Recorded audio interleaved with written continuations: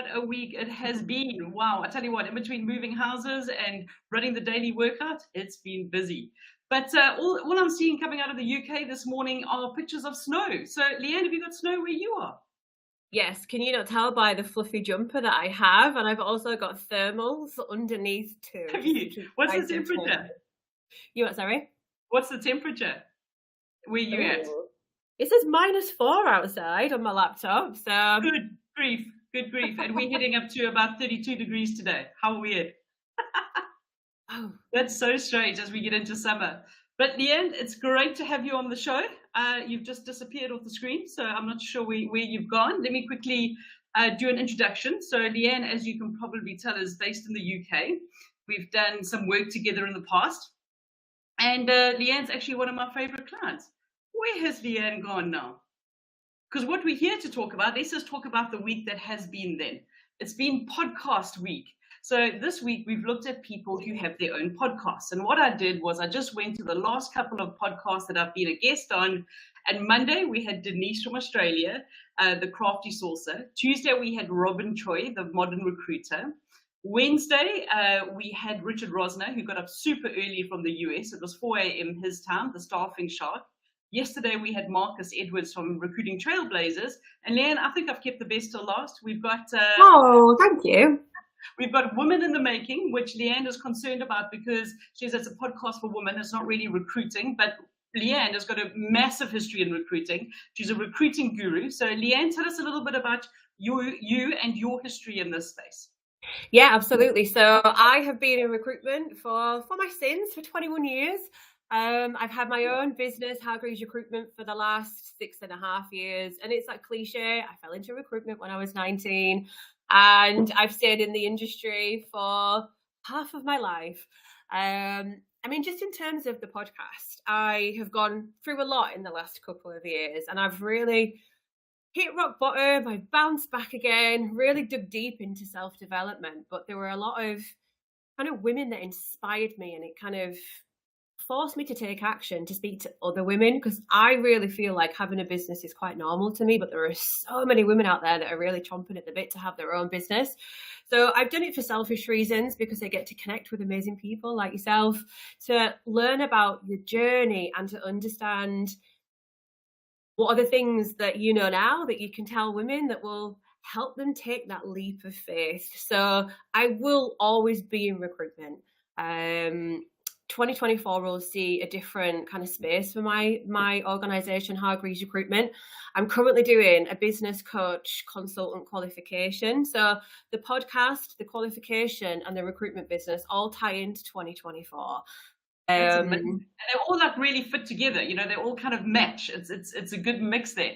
So how many podcast episodes have you done now? How many have you got recorded? There's about 12, and I'm trying to do one a week. So there's a bit of a backlog. So I started off with all good intentions with doing the podcast, and then I got very overwhelmed with it. I filmed a lot of episodes, and then I just procrastinated to the highest degree. And something that should have been really straightforward and simple, I made it such a bigger mountain than it should have been. So all the podcasts are on Spotify, but I do drip feed them into LinkedIn once a week, every Friday. I've also got a private Facebook group called the Sisterhood Collective, where we share that into there as well. And that is a safe space for women to come in and, again, share their stories or be inspired or share things that are going on in their lives that they might need help and advice with too. Excellent. Now, the Recruiting Gym is actually a group of trainers and coaches in the UK. So there should be some people that are members of this Recruiting Gym that you can hit up for to be guests as well, because most of us are solopreneurs as well, at the same time in our own space. But tell me, Dan, what is the benefit of running this podcast been for you? I mean, you've alluded to it a little bit, that you get to meet amazing females. How's it help from a business sense? Like open doors or anything? Yeah, absolutely. So I really feel like when you are self-employed, it can be quite lonely. You can be working on your own for a lot of the time. And especially with the world that we're working now, everyone works remotely.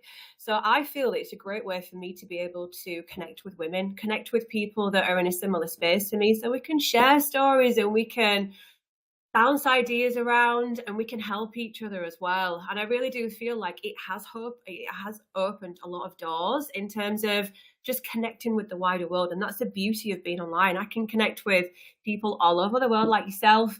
I've connected with people in America. I've connected with people all over, which wouldn't have been available to me should I have not have done the podcast.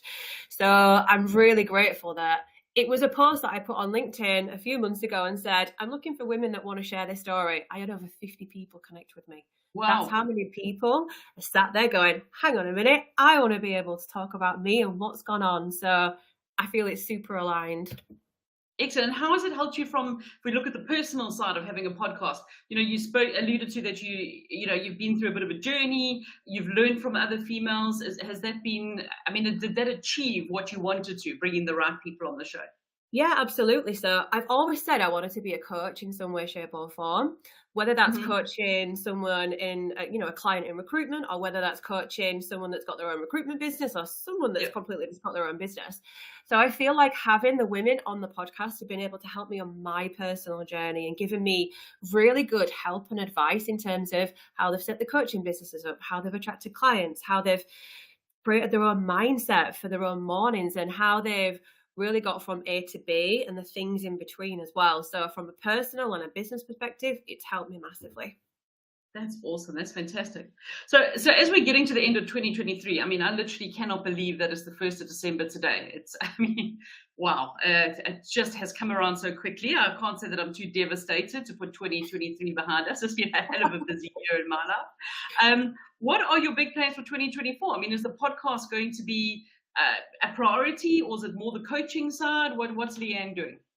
I feel like 2024, I really want to scale Hargreaves Recruitment to a point that I've never been able to do it before. So what's really good with the business coaching course is that I can input things that I'm learning into my business.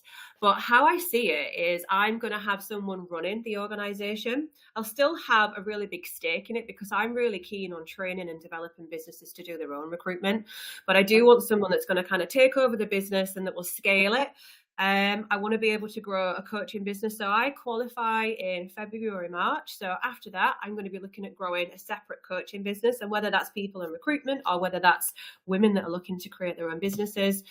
And the podcast will be a big thing. So I'm looking to get on more podcasts, but I'm looking to speak to more women in terms of their journey as well. So it will be a consistent thing that I build on in 2024. There's some exciting stuff going on in 2024. And one of the things as well that I want to do is I want to travel from the top of England all the way down to the bottom of England with my dog, because we've got such a beautiful country that I just haven't had. I travel anyway, I travel quite a lot, but I want to be able just to get like a camper van, work from the camper van and go from the top to the bottom of the country with my dog and just experience travel while I'm working. Because as much as I love working from home, I don't want to be chained to this desk 5 days a week in 2024. No, absolutely, 100%. I love a camper van. We did a month's trip around South Africa in a camper van. I actually won it at one of these like trade shows, and it was amazing. And we also worked from it, and it was great. It was really good. Yeah. That's cool. That's so cool. That's like John O'Groats to Land's End. Hey, it's quite a big route. Oh, how excellent. That's brilliant. And then you said you're going to qualify next year. What is your qualification going to be in the coaching space? So it's through a company called Mind Valley. It's an accredited qualification, and it's a business coach consultant. So it's 2 in 1 really. So basically what I do is I coach the client first, and then I consult on the problem. So in terms of like anyone that is in business, a hell of a lot of it is mindset. We know the fundamentals of recruitment. It's not difficult, but when it comes to running a business, a lot of it is mindset. Are we setting ourselves up for success? Are we getting out of bed and just scrolling on our phones, or are we getting out of bed, being intentional with the time that we've got? And I really feel like over the last couple of years with the self-development that I've learned, putting a practice into place and really being in control of my emotions, my intentions, how I manage my time and not letting my business run me are things that I want to be able to coach people on in 2024. So that's kind of how that will look. Excellent. That's amazing. So yeah, brilliant. Love that. And I think that you're right. There's, do you wake up and work to live, or do you live to work? It's just, You know, it's that kind of scenario. That's brilliant. I love that idea. So we just got a couple of comments coming through. So Charlotte's put in the chat, Angela would be a good guest. So you must get in touch with Angela Cripps. She's the MD of the recruiting gym. Get her onto your podcast. And Angela herself says, such a great TikTok set of posts as well, Leanne, on your camper trip. You know, like all the things that you're seeing that will just be amazing. We're really good for your socials. You know, every day could be a new place of where you're at. And tell us about Koba, because I've never met Koba, the dog. But she's pretty famous and she's pretty large. So tell us about your dog. She's a cane corso, which, if you don't know what a cane corso is, they are like small horses. So she's the size of a little hippo, but she is my baby. So I think it was March 20, like last year, I'd had a string of failed relationships and I decided to date myself. And the best thing that came out of that last relationship was the dog that we got together. So I spend my days with Cobra. I go hiking with her most weekends. She is the one that gets me out and about every day. We go for 2 or 3 walks every day. She's such a sweet girl. But I really do feel like for my situation in life right now, where I'm choosing just to pour love into myself, having Cobra is a great addition to that. And as much as, you know, like I live on my own, I work on my own, I've got the dog to keep me company. And that is the best thing that I could have ever asked for. There's no answering back. She doesn't tell me what to do. She cost me a fortune, but I wouldn't change it. It's priceless. That's excellent. So if you follow Leanne, and I do suggest that you connect with Leanne on LinkedIn, you're going to see posts about Cobra. She's gorgeous. She really and truly is. But Leanne, I just want to thank you for your time. It was great connecting with you again. Great to have you on the show. And I wish you all the best for the rest of the year. I can't believe I'm saying this, but have an amazing festive season. And I'm sure we'll connect in January again. I will. And thank you for being patient. Sorry, it's just technical difficulties. No, my strong suit today. Chilled. No worries. Thank you so much for having me on. Cool, no worries. Well, thank you, everyone. It's been a great week hosting all the workouts on the daily workouts. When Leanne and I first started chatting, she told me she was going to come in like a Jane Fonda 80s outfit, but I think the snow kind of put that to bed. But it's been really a fun week. I've thoroughly enjoyed it. Thanks to everyone who's attended, and I'll see you when I do another takeover week, I'm sure, in 2024. So cheers, everyone. Have a good weekend. Thank you.